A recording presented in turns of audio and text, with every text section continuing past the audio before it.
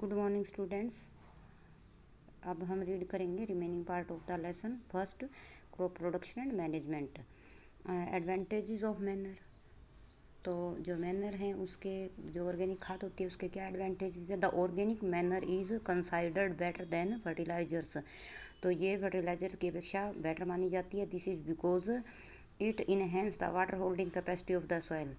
तो ये पानी ग्रहण करने की क्षमता बढ़ाती है मिट्टी की।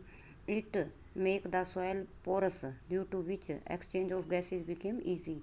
ये मिट्टी को पोरस, सरंध्र, जिसके अंदर से हवा आ जा सके, वो बनाती है ताकि गैसों का आदान प्रदान आसानी से हो सके। It increase the number of friendly microbes. जो किसान के मित्र माइक्रोब्स होते हैं उनको ये इंक्रीज करती है।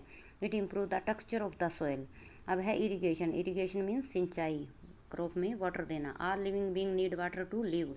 Water is important for proper growth and development of flower, fruit and seeds of plants.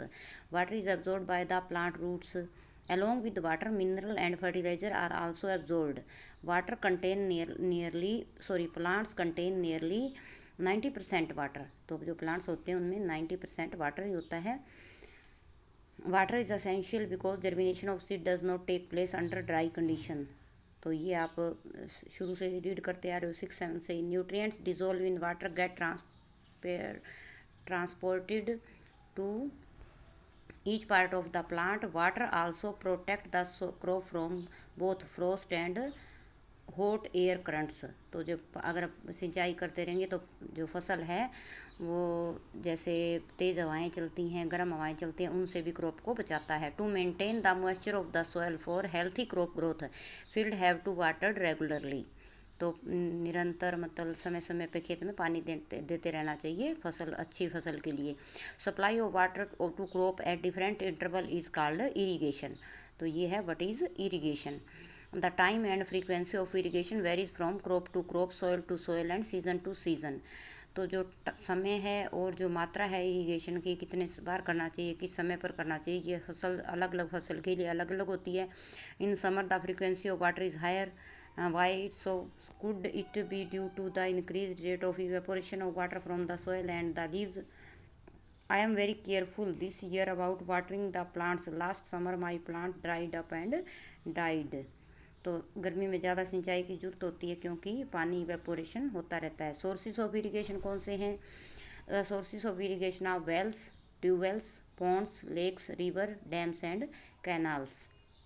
तो ये देखो बेटा, कुछ ट्रेडिशनल मेथड हैं, जैसे मोट, इस तरह एक, जैसे यहाँ से पुली से पानी नीचे से खींचता है दूसरी साइड, और ये एक आदमी यहाँ से पानी निकाल के नाली में डालता है, क्रॉप में जाता है। तो इसमें बहुत टाइम लगता है। और ऐसे ये जैसे चेन पंप है, तो ये शायद लाइट से, या अगर लाइट वगैरह से चलता है तो ज़्यादा टाइम नहीं लगता, और दूसरे आदमी की ज़रूरत नहीं है। और ये देखो, ये भी जैसे जो डोकली है, इसमें भी यहाँ ये लकड़ी बांधी हुई है और इस पे वज़न रखते हैं तो पानी ऊपर आ जाता है। यहाँ से वज़न उठाते हैं तो ये बाल्टी नीचे चली जाती है। तो इसमें भी बहुत टाइम लगेगा, बहुत समय लगेगा और पानी कम लगेगा। और ये जो रैट है, ये जैसे बैलों के द्वारा खींचा जाता है और एक आदमी को बैल चलाने पड़ते हैं, और जैसे 2 आदमी इसके लिए भी चाहिए होते हैं। ये ट्रेडिशनल मेथड है बेटा जी। आजकल तो जैसे और बहुत से तरीके चल पड़ी हैं जिससे समय की बचत होती है, पानी भी अच्छी मात्रा में लग जाता है। देखो, pumps are commonly use for lifting water, diesel, biogas, electricity and solar energy use to run these pumps. तो आजकल तो बेटा जैसे काफ़ी प्रोग्रेस हो गई है, तो पंप वगैरह के द्वारा पानी खेतों में लगाया जाता है, तो जिससे ज़्यादा पानी लग जाता है खेतों में। जैसे ये मॉडर्न मेथड हैं, इनमें आता है ये modern method of irrigation help us to use water economically. The main method use are जैसे स्प्रिंकलर सिस्टम, फुहारा सिस्टम, आपने भी देखा हुआ होगा।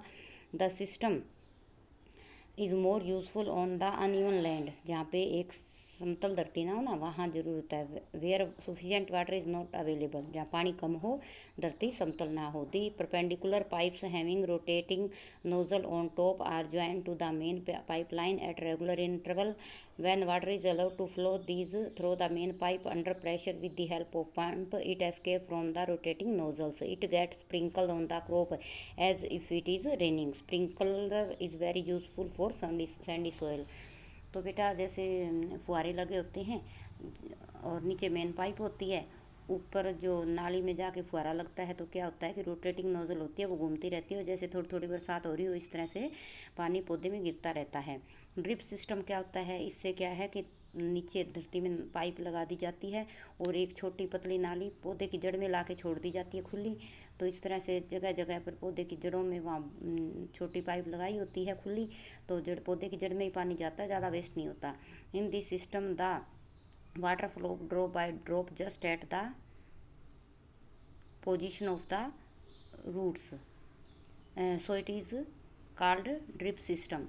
It is the best technique of watering fruit plant garden and trees, and the system provide water to plants drop by drop. Water is not wasted at all. It is a boon in the regions where the availability of water is poor. तो बेटा जी हमारे इस area में तो ये drip system आपने किन्नू के बागों में देखा हुआ होगा, आप इससे अवगत हैं, है ना। ये देखो जैसे डायग्राम में यहाँ से पानी आ रहा है, ये पानी की पाइप और फिर इसकी रूट्स में छोड़ दिया जाता है। तो बेटा जी आगे का जो है वो हम नेक्स्ट वीडियो में रीड करेंगे। Till then stay home, stay safe, good bye.